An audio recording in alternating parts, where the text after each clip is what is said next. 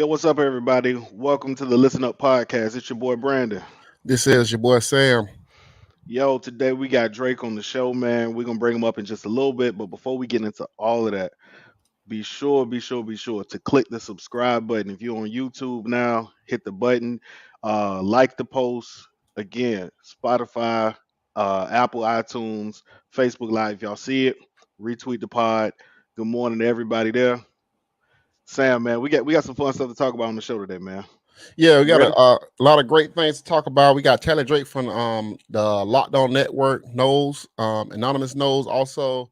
If you haven't already, make sure you go check out the So What's Next pod. We did a really good job talking about BBLs and people bashing Franklin's baby mom on Snowfall and a lot As of they should be. yeah, y'all wrong for that. But if you haven't though, man, make sure you tune into the So What's Next pod. So I'm gonna bring Tally Drake on now, man. Tally, what's up? What's up, my guys? What's going on? Thanks for having me on. Hey man, no problem, man. After you had me on your little Locked On network, man, I was like, I gotta get you on, man. So happy to have you. Hey, man, the pleasure's all mine, man, to be here right now talking more FSU football. So, it's what I'll do. You excited about the spring? How you feeling? Optimistic? Pessimistic? I'm the resident pessimistic of the podcast, man. To be honest with you, Oh trust no. me, yeah. All right, so you gonna fit in right along here then. I mean, yeah, trust me. But the spring, I like to I like to hype myself a little bit just to be let down in the fall because I do think that after spring game, you can go a little bit wander a little bit with your lives. But right now, I'm in the middle of a wait and see mode right now. To be honest with you, with some of these kids. Yeah. Have you been hearing anything about spring? Nothing really out of the ordinary right now. When you've heard the same thing, we're like one of we're discussing most interesting players. One of mine probably has been showing up a little more within the linebacking room, which is one thing I've been hearing a lot of.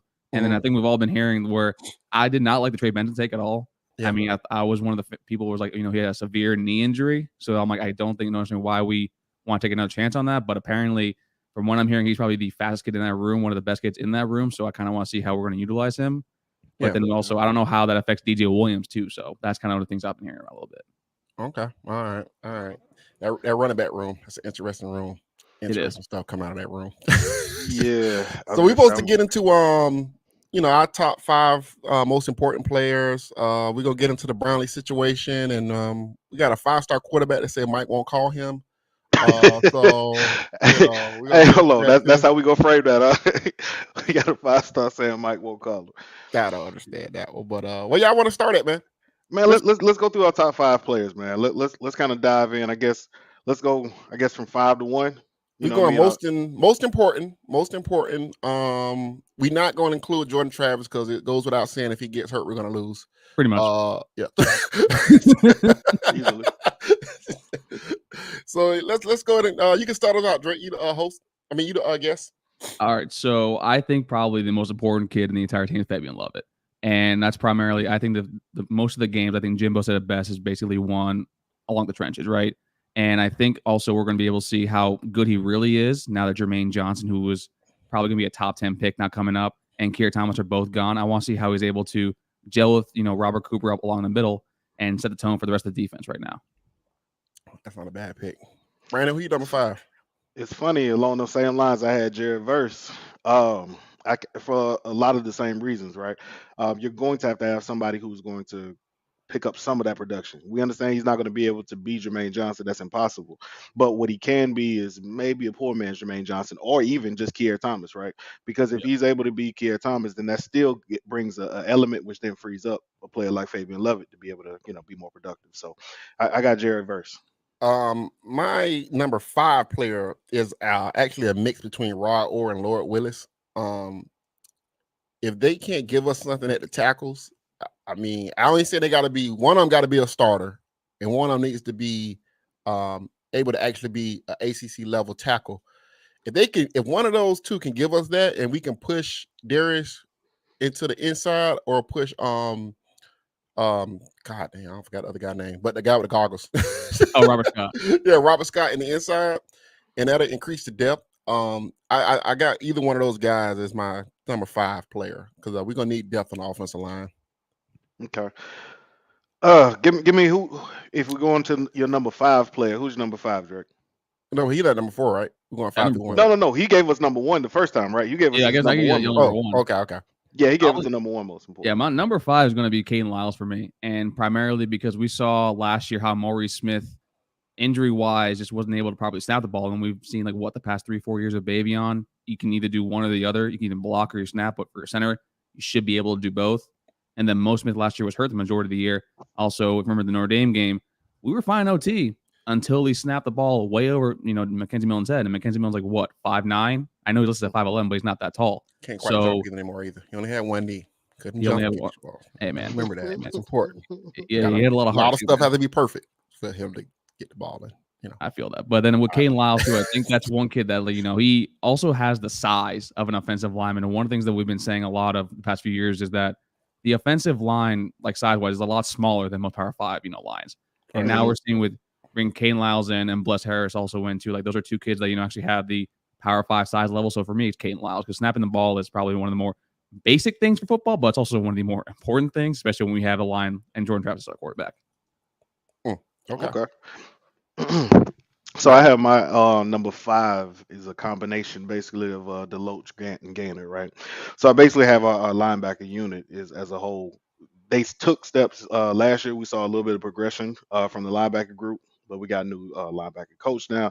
So I'm really interested in seeing how well that group plays, gels together, and improves. So I got Deloach, and Gainer. Wow, that's interesting. So I actually got Deloach a lot higher. He's pretty much my number 2. Him and Bethune are my number 2s actually. Yeah.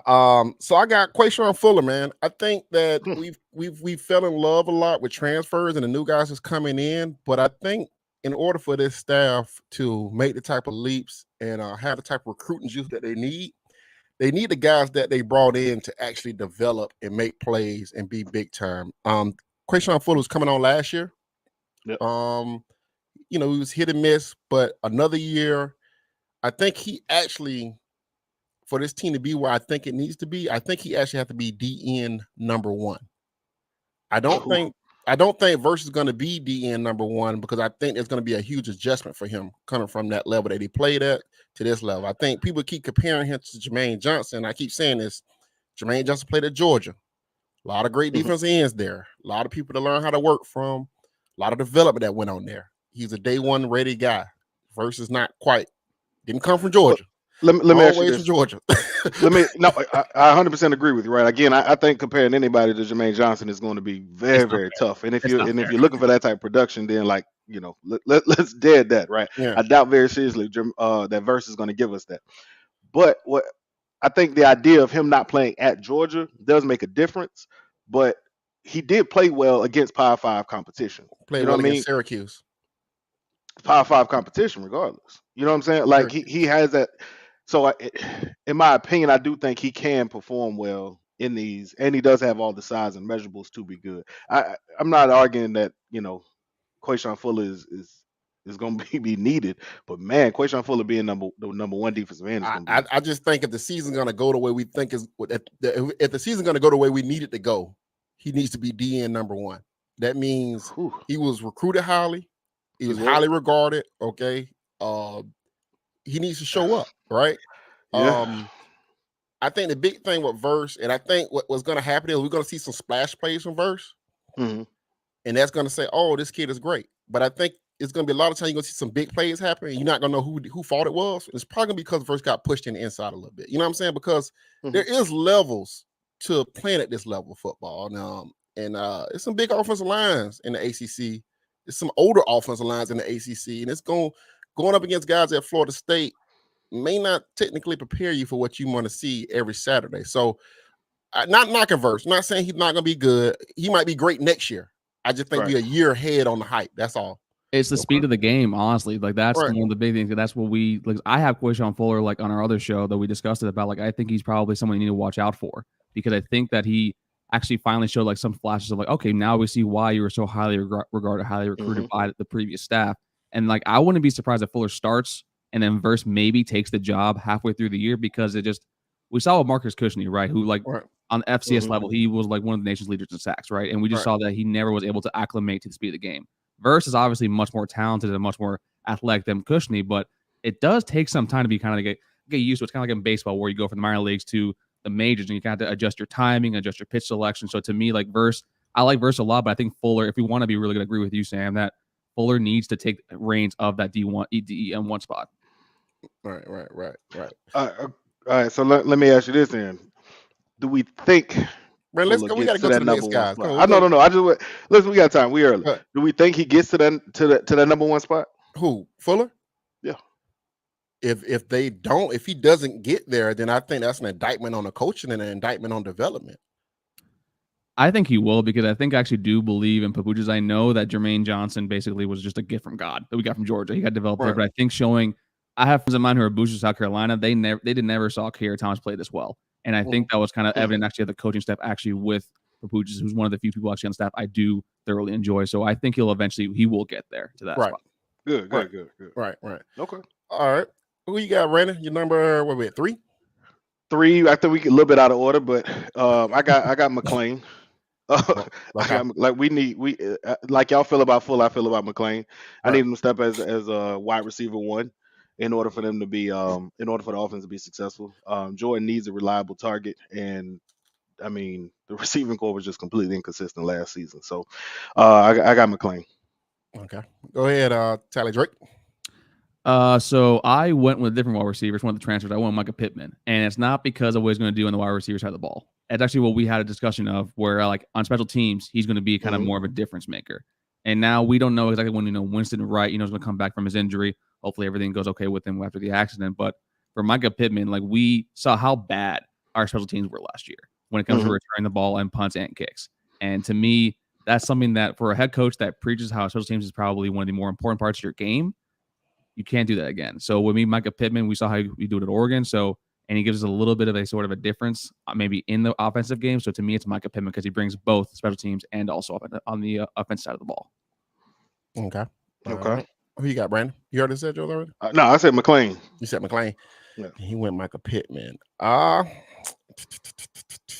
got my guy, Big Coop, in the middle. As my number 3. Coop's been here for a long time. He needs to be an every down player here. You know what I'm saying? He needs to be in better shape. I think we got to have more success up the middle. I think on the edges, we're not going to be quite as good as we was last year. So we got to be better in the middle. Lovett is a great pick, actually, but I think Coop can give us what we need also. I got Coop in the same spot. Okay. Well, I guess I got Coop at 2, but yeah. Well, yeah. Who got 2 now? Who's that 2? It's Trayshawn Ward for me. Mainly because our offense, I know that's an easy cop-out answer, and also like if Jordan Travis wasn't on the list, probably would have been there too as well. But with Trayshawn Ward, I mean, we saw how our offense relied so heavily on the run, whether it be Jay-Sean Corbin or Trayshawn or the random little spurts where we had with a LAWRANCE TOAFILI, right? So to me, Trayshawn Ward, he doesn't have the same home run speed Jay-Sean Corbin. There's a few runs last year that you'll notice that he actually gets caught actually in the middle of the field, kind of like Leonard Fournette with the Jags. Sorry, Sam. But yeah. Hey, we didn't even ask for that shit. There's no reason for that. No reason for that. Invited you home to come in. We're breaking bread with you, Tally Drake. You know, I know it, right? Perdóname. But like to me, Trayshawn Ward is someone that ain't you a Dolphins fan? No, man, I'm a Steelers fan. We got your biscuit, bro. Turn up. But oh yeah, okay. Welcome to the club. Yeah, I'll just say welcome to the state. Yeah. I'm a Marlins fan, bro. Trust me, I got all the depression from there. But like with Trayshawn Ward, to me, it definitely is going to be him because the offense probably I don't expect Jordan Travis to make that much more of an improvement when it comes to the passing game, even with some of these weapons. So to me, I think we're going to rely a lot more heavily on Trayshawn Ward actually in the backfield. It's funny because I guess the last person on my list, because we all out of order now. But I actually had TOAFILI, right? For a lot of the same reasons. You need to change the pace back, and TOAFILI kind of seemed like he's on the edge. Like every season, he gets a little bit better. He puts on a little bit more weight. He feels into his man body a little bit more each season. So I kept saying, all right, I loved him as a freshman. I didn't like him really as a sophomore. Now I'm looking and saying, all right, is he going to take that step to be that change of pace back? Because whereas Treshaun Ward is not a home run, I do think Toafili is, right? And so you do need that change of pace back in order to come in, because one thing we know about Mike Norvell's offense, he's going to go with a lot of running backs, and he's going to run the football when he decides to commit to it. So it's going to be very important for Toafili to take a very big step up. Do you though like worry at all about Toafili's size because he is a little more slender of frame when it comes to a running back? Well, that's what I said. My hope is that he's putting on a lot of, he's filling into that man body. He is putting on a lot more weight because I think that's been his problem, right? Because he's been so small, I'm hoping he's currently working and getting bigger so that he can take that next step. But that's been his problem since he was a freshman. He was just too little to take the punishment. Well, I mean, it ain't like Mike gonna get a ball to the running back more than 10 times a game. Yeah, everybody No, get 10 carries. he's committed to the run this season, man. He's gonna commit to the run. I believe it. He's been carrying the ball at 10 times. I'd be like, good God, dude. I got Malik McClain as my number 2. Same reason I have for Quayshawn Fuller. This staff has to prove they can develop high blue chip guys, highly regarded guys. They got to prove they can develop those guys. I think he is the only wide receiver that has the athletic body build, athletic makeup to actually be a true number 1 on the in the wide receiver room. I think a lot of those other guys are guys, not really special, can be good players, but I think he has the potential to be like a 2nd round draft pick, a 3rd round draft pick. I don't know if anybody else in that room actually has that. So he has to be the guy, it's his 2nd year. If he is who we think he is, and if we can develop the wide receivers, he got to be the guy. So he's my number 2. Okay. Drake, who you got left on your list? I think that's pretty much everybody, actually. I think that was everybody too. Yeah, I love it. Pittman, Ward, Lyles, and I guess I didn't do everybody. Oh, Treshaun Ward. I had 5. Yeah, Treshaun Ward. Okay, my number 1, guess I go is Kalen Deloach.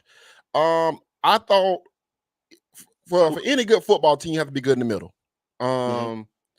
He went from not playing to last year. He was playing, got better, got consistent.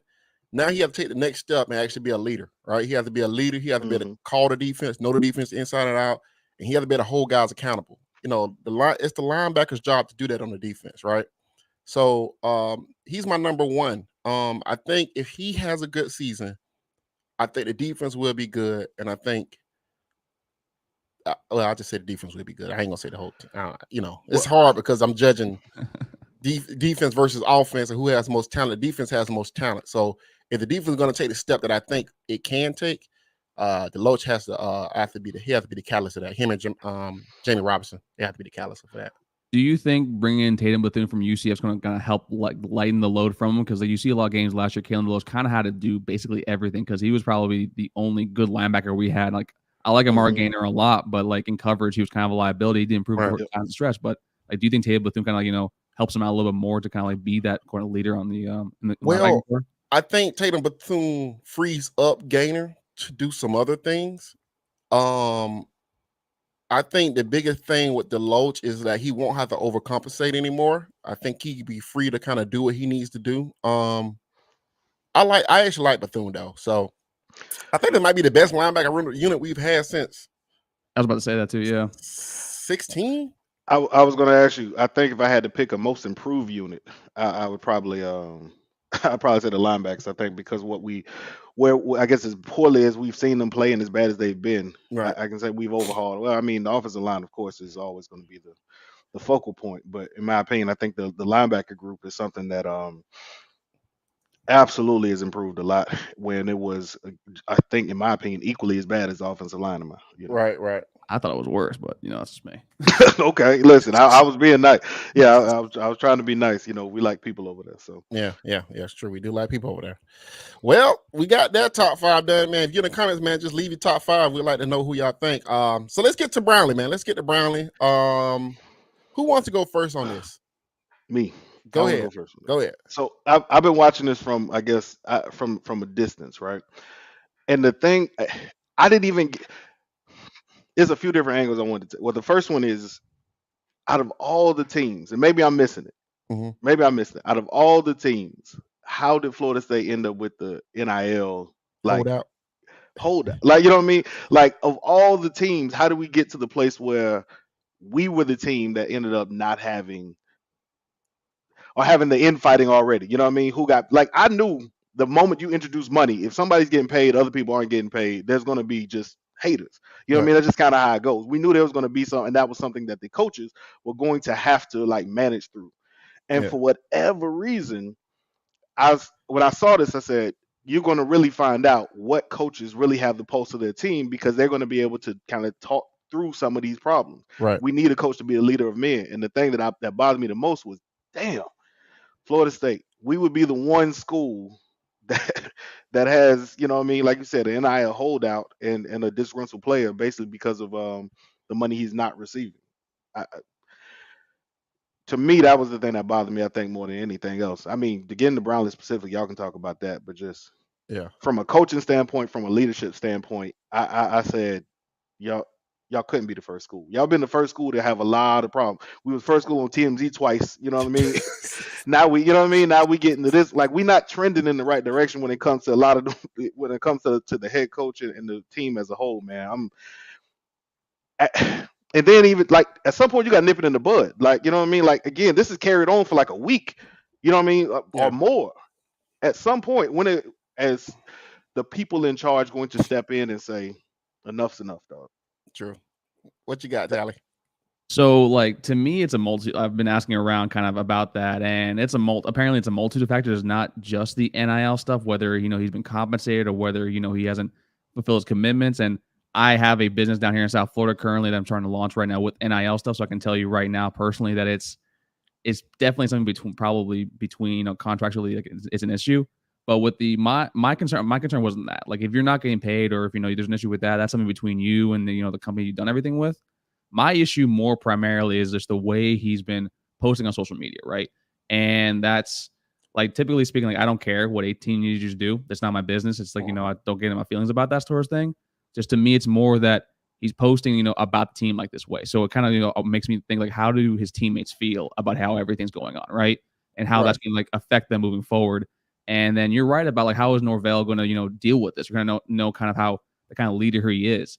And with Brownlee, it's kind of like, you're to the point now where, like, even if you get an apology, like, do you welcome him back? Like, what do you like exactly do, with this kid, especially with you hear reports about other DBs that kind of like stepping up, right? And actually fulfilling their, fulfilling their potential. Like we hear Zaire Thomas, Sam McCall every damn day on 247, lighting it up. So to me, it's more that I have an issue with the social media stuff because as someone with NIL, like social media is basically how these kids make their money. So I hope it doesn't push Norvell to like make a ban or something. So to me, it's more, I don't like how he's instituting all of this. Let me hold on, Sam, before you jump. I just want to ask Drake a question real quick. I mean, Brownlee is what, 20, 21 years old. Yeah. It's they live their lives a little different. You know what I'm saying? Like they live their life on social media.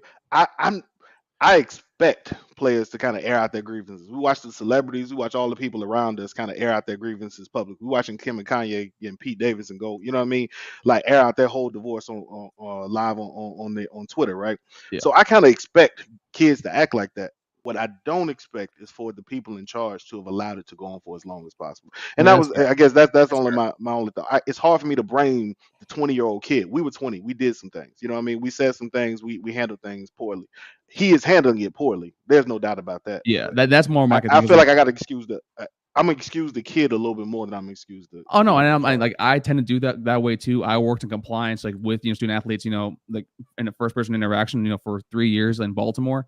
Just more my thing is the way I treated my job there. That you are a kid, right? When you come to school at 18. However, my job is to help you transition into the adult world because you are becoming a young adult. So there are certain ways that you should be handling certain things, right? Airing grievances, that's perfectly fine. Like to me with NIL stuff, like I'm not. If he said like hey, my NIL competition is not occurring whatsoever, air that out. That's perfectly fine with me because that's a business transaction. And if someone's messing with your money, you do with that what you will. That's your stuff right there. But when it comes to the taking shots at the program, at your teammates, because they're basically in the crossfire of that. You're basically saying the team doesn't have like the Florida Post. Basically, our teammates don't have the same energy that they do, and that's sort of like where, if you're a teammate, what do you think? Yeah, I'm gonna say this. I think that every offseason there's some disconnect miscommunication Mm-hmm. going on. That's a good point too. Right. I mean, we got the Marvin Wilson situation. Yeah. We got the wide receiver room with the COVID situation. We got, I don't even forgot what even happened last year. Something happened, I'm pretty sure. Can't remember, but something happened. I don't know if that speaks that Florida State organization is too small, that there's not a personal feel to what's going on and a personal pulse of knowing what's going on with all the players and everything. But there's a disconnect there, right? Because you have the leader in NIL that's talking in front of the Senate and state representative Dylan Gibbons, right? Mm-hmm. You got Mackenzie Milton, who's heading up, NIL for college athletes, right? Mm-hmm. But we're the school that have a problem with a player talking about NIL. We also the same school that's complaining about NIL laws, like they matter when they don't. Mm-hmm. There's a lot of mixed messaging, right? And what I want Florida State to do is act like a big boy program and grow up, right? And understand that your athletes is your biggest commodity. You know what I'm saying? There is no bigger commodity than your athletes. You know what I'm saying? So you need to understand the pulse of what they got, what they have going on. People talk about Florida, Miami, Deion, Alabama, Georgia, all you don't see these things. Like you just don't see it. You know what I'm saying? And that's the problem. Yeah, because like winning, probably you don't have these issues. Like you'll probably put up a lot more stuff if you're beating everybody by 40 points, winning national championships. We haven't been good for. We won 8 games in 2 years, so it's like that. But Nick Saban treats those players like gold. Kirby treats those players like gold. It's a reason why they win so much. They care because the coach cares. Well, I don't want to get into a coach thing because y'all know. Yeah, but this is. But it is a coach thing though. Hold on, like Sam, I hear what you're saying, right? And I agree. Like I really, as I thought about it, and I sat back and watched this unfold. Every time I kept thinking, where are the adults in the room? Right. You know what I mean? That was my question every time a mess.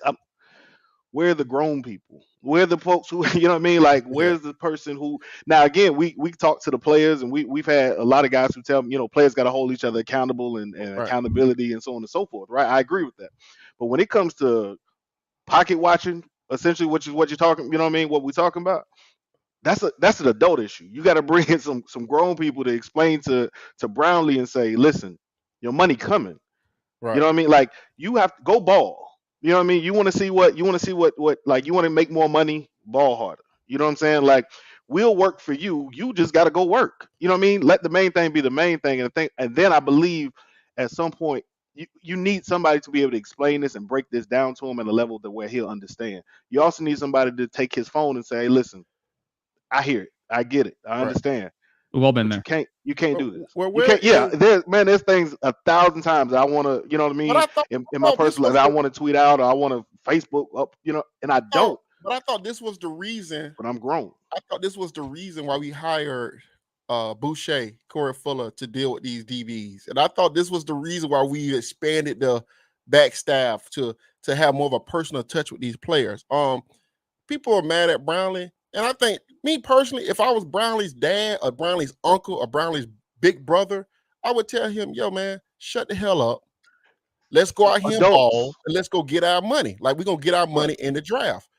But but also there is this part too where you say the most marketable Brownlee's probably ever going to be is at Florida State, right? Mm-hmm. I mean, he may go undrafted and be a special teams guy for 3 years and make, you know what I'm saying? So the quicker you make money, the more you can start investing money, the more you can start doing things with that money. People need money now. And I always tell people this, like I be talking to people about money and stuff. I go to a job and people always laugh at me because I always tell them, stop trying to get to the golden parachute 40 years from now. Get to it now. You know what I'm saying? Like, don't promise me a bunch of money 30 years from now. I need that money like this week. You know what I'm saying? So this idea when people be like, well, if he just shut up and just play, well, yeah, that's one point of it. But also he can go out there tomorrow and shred his knee. Now that's a wrap. So if you felt like, hey, I want to make sure all my kids on this team get an NIL deal. Mm-hmm. There isn't hey, Brownlee, if you show up this, you can get an NIL deal. It's no, Brownlee, you're going to show up to this to get your NIL deal. Right. You know what I'm saying? Because I got your best interest in hand. This idea with a lot of fans when they say, "Oh, just get rid of him. Oh, just kick him out." Oh, well, that vibrates through recruiting when you just say, "Oh, Correct. he's a problem child. Oh, get rid of him." Because now people look like, well, do you care? You know what I'm saying? Like we can say Like, we you ask want it. if you care, and also like if this is an NIL issue and you kick him off the team, is like, okay, what happens when I have an issue with my NIL stuff when I come to your school, and how is that? Are you going to treat me the same as like a way if I don't, if something else happens like that? So it's like it's a difficult situation, but like it is a coach issue, like you said. I know you don't want to talk about that, but like Right. it does seem to be a recurring theme that, like, you're right, every single offseason something happens with this staff and either one of its star or better players that there is a disconnect, and like Brandon, like And you're that's what saying, I'm saying. To where my the hell are opinion, the Think adults about it. in in Think my about it. opinion, We had issues with Jordan Travis last year. You know what I mean? Jordan Yeah. Travis pouted for a game. You know what I Right. mean? Like he pouted for that Jordan for the Jackson State game. Like we watched him go through. You know what I mean? We watched mismanagement and lack of leadership in so many different areas. Like Sam was talking about earlier. This is not the first season. This is every single season. Other schools are not having this issue, but they all are having to deal with the NIL. Let me You know say what I'm this right saying? here. They talking about Brownlee is attached to the Jazz loss forever. So is the defensive coordinator, but he's still getting paid, right? We didn't fire Period. him for calling that bad defense, right? Right. Did we Yes, he fire? got burnt. Kids get Don't burnt get me all the started on time on plays, that, man. He was in a save poor the position. timeout. Oh, Jesus Yeah, Christ. I mean, Yeah, your coach we, is supposed to put you in position to succeed. He didn't on that play. We've talked about that for a long but I'm time. just I'm saying not in even. general, we cannot piece and paste blame when we do and don't like people, right? Right.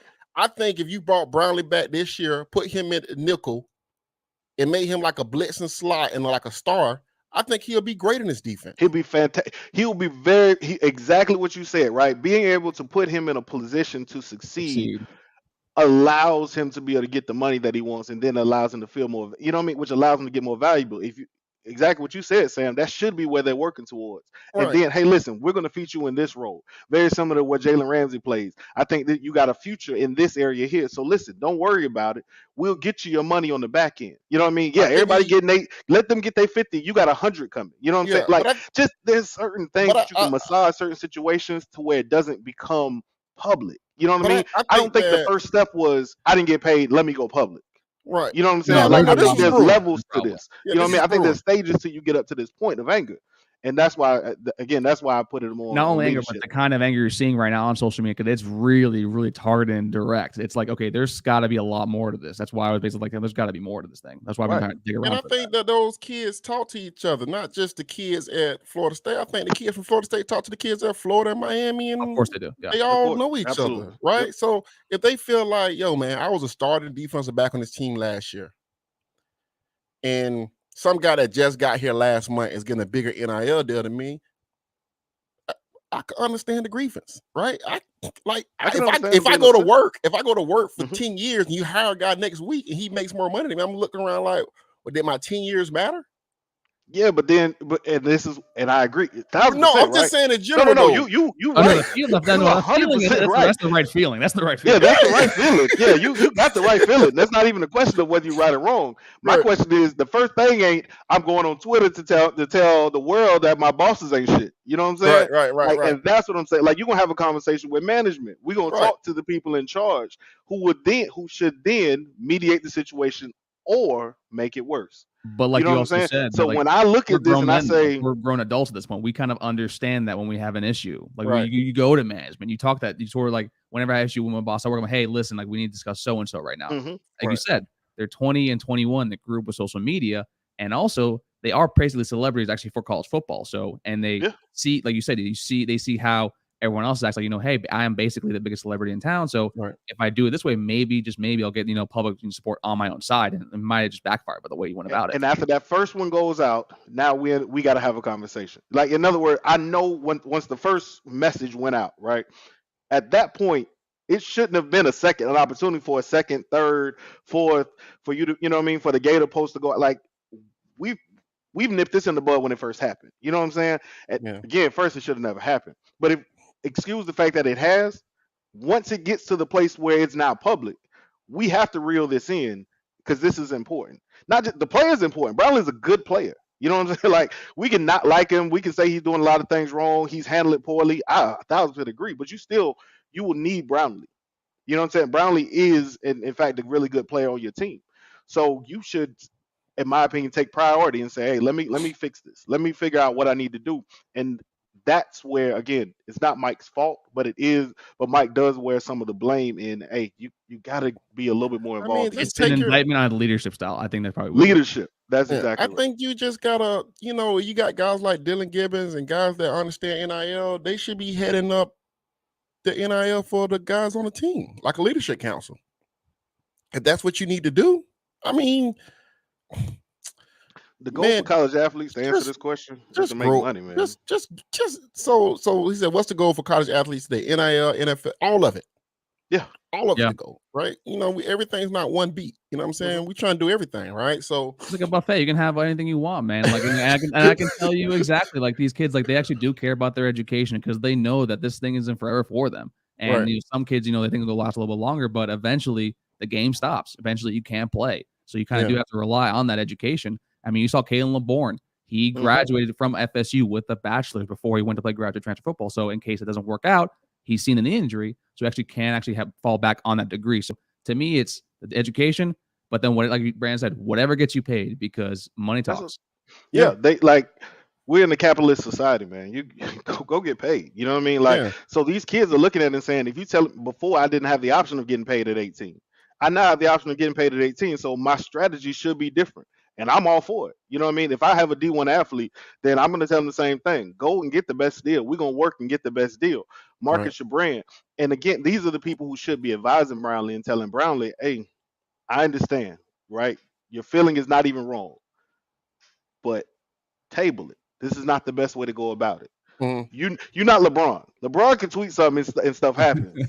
You've overplayed your hand a little bit. You know what I mean? Like, you're not that dope. Like, we need you and all sorts of stuff, but this is not the way to handle it. You're not going to, pressure us into an NIL deal. Now he shouldn't have to.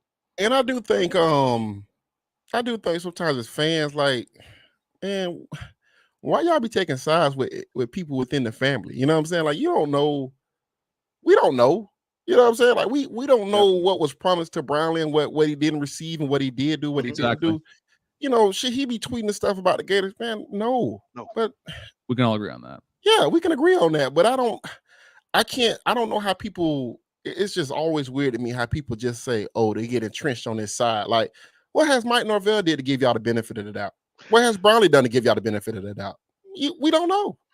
You know what I'm saying? That's always a point. I mean, we don't know. I mean, we pick and choose. Yeah, we pick and choose what side of the coin we want to be on. That's just how sports fans are, and then college football fans just taking like that out to 11, right? Yeah, like, I mean, college football fans are then probably the most unreasonable people, and that's why we love talking about it, because it's so right. Like, it's the greatest reality TV show, just that's free, basically. Yeah.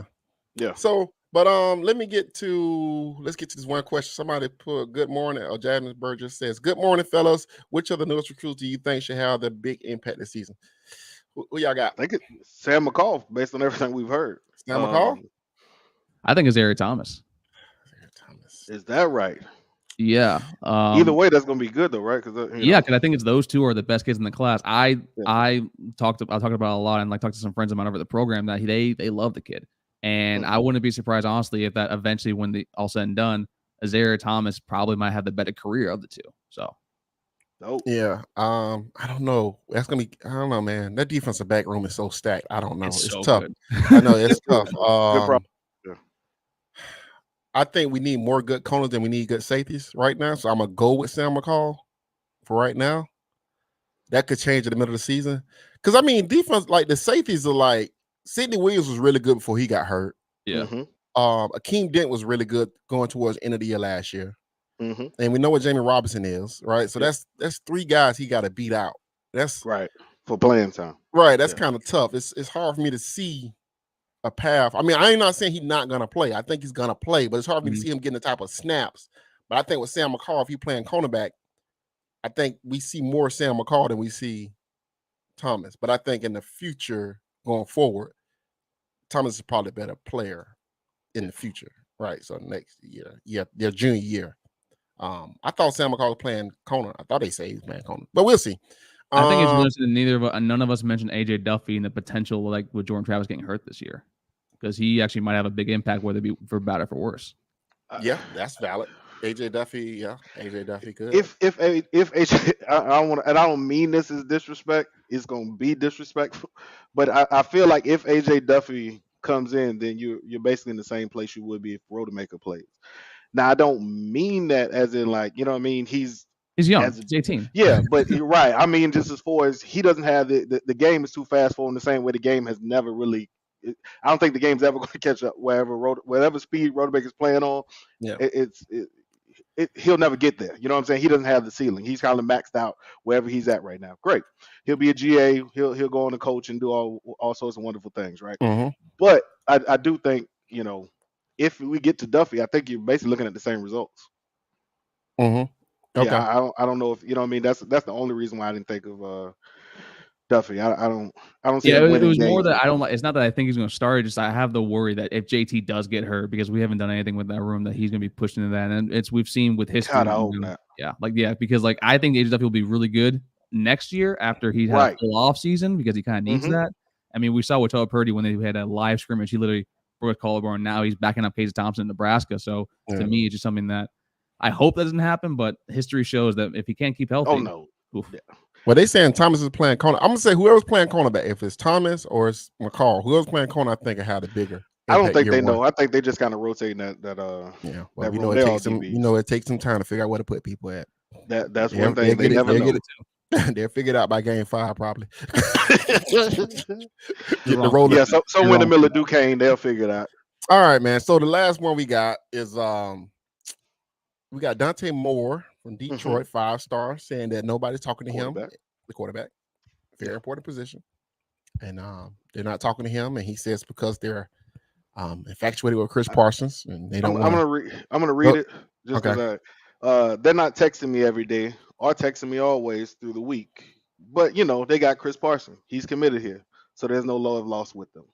Mm-hmm. Whatever somebody that's spicy talking about. Maybe I read it spicy, you know what I mean? But it sounded like it was some spice in there. You know what I'm saying? Like in other words, y'all got Chris, so I mean, y'all obviously don't need me, right? So I don't think you. First of all, I don't think you could say no to 5 stars. No, especially that kid. That kid's really damn good. Right, and it seems like he actually is offended by the fact that y'all do not want him. Well, I mean, it's a 23 kid, though, right? Him, though? It's a 23 kid, and they're the same class. They're the same class? Yeah. Okay. So this is a kid who was basically saying, I don't know why they ain't texting me. Which implies that there may be interest, but it also implies that he's like confused at why they're not interested. And why are they more interested in Parsons over me? We talked about their recruiting, right? Drake, say something positive, man. I don't know. Bro, I mean, the only positive thing I think of is that maybe because the way that's worded is really awkward. The way he said that, right? Or whether it be what the quote he said, or whether it be the way it's written. And they actually have good writers over there, 247. Just to me, it's like I think they're still recruiting him, but I think it's the point where like he has to be really, really careful about how he says that, right? Because I think it's like kind of known now at this point that Chris Parsons has been told that he's going to be the primary option at QB, right?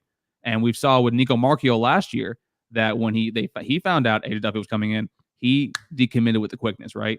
And now he's over at West Virginia. So maybe they're doing some, like back channel sort of stuff, like still talking to him, like on the low. But to me, it's like because that wording is, you're right. There's more to that, and the way it's just he said that, like that's a very calculated, very rehearsed answer. That's what I mean. Yeah, it's a specific. That's why I wanted to read it because when I read it, I said, "That's a lot of that's an interesting choice." That's a lawyer answer, man. And I'm a lawyer. I say that right now as an attorney. Like that's like a very rehearsed. Like, okay, this is what you're gonna do right now. Right. You're gonna point it out, but but let them know you're not offended by them. It's calculated for sure. Sam.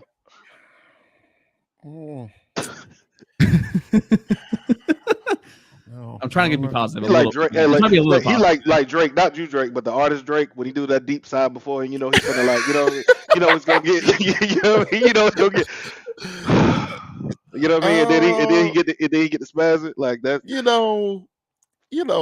I don't. It's like I don't know if like our coach understands sometimes that you're at Florida State and you carry a big stick. You know what I'm saying? You know, there's a lot of you know, I'm finna curse now. Turn your radios down if you got kids listening. But it's a lot of fuck you to like Nick Saban and Jimbo Fisher and Kirby and Mario and guys like that. It's like a lot of like, yo, we finna go get the best of the best. You on board or not? You know what I'm saying? And I like Parsons, man. I do. I like Parsons. I think Parsons is a good get, right? I think he's you know, another one of those 3-star gems, right? But at some point, man, you gotta plant your flag, man, and let people know you're here and you're not fucking around no more. You know what I'm saying? Like, when does our head coach get to a point where it's like, yo, I'm going to go get this guy. This is my guy. And people keep saying, well, they're trying to be realistic on who they could get. I'm gonna tell y'all something, man. You know, It's Florida State. Jacoby McDaniel came to Florida State. He was a 5-star defensive tackle, dude. When we was a shitty football program, he came here, 5-star. Hold on. A lot of them did. Nigel Bradham was a 5-star all-world linebacker. Came here when it was a shitty program. Mm-hmm. EJ Manuel, 5-star quarterback, came here, shitty program. At some point, you have to realize you're the head coach at Florida State, and you're finna go get the best of the best, and it got to be some fuck you to you. You know what I'm saying? Like, hey, man, we finna put the best class we can possibly put together, and I wouldn't like Nick Saban would say, I wouldn't recruit you if I think you couldn't play here. I wouldn't recruit you if I don't think you can be a starter. So if Parsons can't understand that, then I mean, what are you doing? You know what I'm saying? Like, what are we here for? If we're just gonna take who's gonna come, what are we here for? If we're not gonna convince top level athletes to come to the school, then what are we doing? I mean, go coach at FAMU. You know what I'm saying? Like, listen. I'm looking at the comments. Sam, I'm looking at the comments. Again, I love the excuses, boy. We do a great job of making excuses. We gotta stop this. That we like, man. No, we gotta stop this. I get it, FSU fans. We've been shitty for a really long time, longer than we've ever thought we would ever be shitty. But man, if your head coach feels like he cannot realistically go recruit big dogs, we got the wrong dude. You got the wrong guy ahead. There's no confidence with him at all. And like the players, you got to go and get him and miss on every 5-star. That's fine, but at least you go in big game hunting because you're at Florida State, and that's what you need. You have to expand your board. If you think you can't get these big time players, you still recruit the shit out of them, but you just expand. But you have your backup players. You have to at least try. You got to shoot your shot. Like, and to me, I don't think Dante Moore will come here. I think his options are a lot better at bigger programs, but that doesn't give you the excuse or like you don't actually at least try. You need to shoot your shot with these kids because we have sucked for so damn long. And I know a majority of you in the comments, I know you two are, I know I am sick of being bad. I'm sick of it. And at the point now that like it's just try, man. Especially when a kid that he came on your campus. I mean, I know he was on a school. Look at this right here. You have to win, Sam, to get 5 stars. You have to have 5 stars to win. So you have to have blue chips to win, but you also what are we doing? It's a chicken and an egg. Y'all want a chicken and egg situation. Hold on. Can't make any money. Listen, hold on. It say these kids want every school to treat them like gods. Yeah. So go do it. Like, I mean, this is your job, man. Like Zoe Zucci Nole, you know what I mean? He said they want to treat. Yes, man, that's your job. Your job is to treat some 18-year. If you don't want to do it, don't do it. But you can't then coach at Florida State. Like, that's your job is to find some 5-star 18-year-old and kiss his ass. If you're really good, you find a middle school and start kissing his ass then. And look at Lane Kiffin. And kiss his ass for 4 years until the day he walks on your campus, and then you have to continue to kiss his ass because they can transfer anywhere they want. So, like, if you don't want to do their job, then don't do it. And also don't get paid $3.5 million to do that. That's part of your damn job. You're getting paid $1 million to recruit these kids. Look at this right here. They said 7 and 6 isn't shitty. What's that photo? He meant shitty.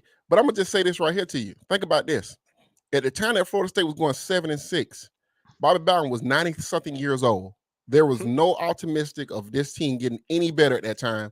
Jimbo Fisher had just got hired. They had fired like 3 coaches, and none of those coaches got jobs. People thought Florida State was dead because they couldn't get rid of Bobby Bowden at the time. And they still was getting 5 stars. And guess what? If Norvell record is his problem why he can't get big-time players, win more games. Don't go 3 and 6. Don't go 5 and 7. Don't lose against Jacksonville State. Like at some point, man. Hold on. We had Travis Hunter, right? Right. You know what I mean? We had Travis Hunter. He was a 5-star. He was coming. Again, we know what happened, but he was coming. Sam McCall's a 5-star. Arnella's a 5-star. Like, you can't tell me you can't get him last year with the shitty record, but you got him. You know what I'm saying? So clearly you can go get him. Go. He has Just the go capability to get these kids, but like he has a series of unforced errors, like all across his entire tenure here. The Toa Purdy injury, the Marvin Wilson issue, Jarvis Brownlee right now. Like we see, and then right now, like this with Go get him, man. Dante Moore. Like he just seems that he somehow like takes a step forward and then 2 steps back and trips over himself when it comes to certain things like this. Like I know, and then what's more frustrating is that I think he can do it. I think he actually can do it. I think he's a decent coach. Maybe not the guy, to bring us back to where we want to be, but definitely needs to be better than what we are now. And I think that's more where my frustration comes from because I think he can do both. Yeah, and here's the other thing, man. And this is Mike don't want the excuses that we give him. Like Exactly. I see a lot of the comments, right? But Mike understands there is no excuses. Like Mike preaches no excuses. Right. You know what I mean? Like, but for some reason the fan base has heard we need to make excuses for him. No, his job is to go get 5 stars. His job is to win football games, period. He has not done that well. Up until the point where he does, I will then tell, hey, he has to do better. That's the way it's gonna go. You know what I mean? Like, I can't come in here and then say, hey, Mike don't need to recruit that 5-star. We don't have no chance to get him no way. No, you never know what happens. Bro, you have no idea what connections he makes to who he makes on campus or whatever it is, but you have to send out those messages. If you ain't Kids no, are fickle. if They you change ain't- their mind. Like, he may not have decided to come, but maybe he gets in the right room with the right people saying the right thing. Maybe you get another recruit that he's best friends with. These kids all talk. They're all in the same camps. You have no idea. Or the kid that, or the school he's going to, eventually say, hey, by the way, we got someone better than you, and just just cut them there. Like, and hey, you. And now you're his fallback plan. Or the head coach, or the head coach gets fired. Exactly. Or the head coach Or retires. leaves. Or transfers. Yep. I just at this point, man, I'm not finna get into this whole like coach needs the blue chips to win. I don't know what people be talking about. Like I don't know how y'all think this works. Like I just, you have to get players. They have to come here, so you have to get elite players to win. You got to recruit them. You got to win games. I mean, I don't think it's that difficult as everybody's making this out to be. You're at Florida State, and at bare minimum, you should recruit at the top 10 level. You should win at the top. minimum, you should reach out to the You top. should win at the top. You should just reach out to the kids. Yeah, You should at the win at the bare top minimum, 15. you have to reach out to them. You should Like, win I'm at not the- even arguing signing them. Yeah. I'm saying you have to at least reach out. He's saying he don't hear from them during the week. You know what I mean? Like, Yeah, because like you see every single like Reach article out there like saying like, hey, they're blowing up my phone and talking about that. When you see this kid like, oh no, they talk to me every once in a while, no big deal, like, there's no love lost. Like that's like, okay, so we're not even like actively talking to him, and that's more the concern for me. I think Brandon too as well. Yeah, but I mean, and that's more the concern for me. Yeah, y'all not reaching out is a problem for me. You should be heavy on him, just like any other recruit. Understanding you should be on him even more so now because because you have Parsons in the tuck. You know what I'm saying? Like, you have your plan B already, so we should be on him hard because we know Parsons is committed. From what we believe anyway, Parsons is committed, right? So if Parsons is committed, why not? This free money. You know what I mean? Throw all the chips at the table if you can, because you got this one guy who's already here. Timmy said, okay, if that's the case, why didn't Taggart get 5 stars to FSU? We fired Taggart. Remember, he was a bad coach. We got to stop doing this. What are we doing? We got to stop comparing our coach to the fired coach.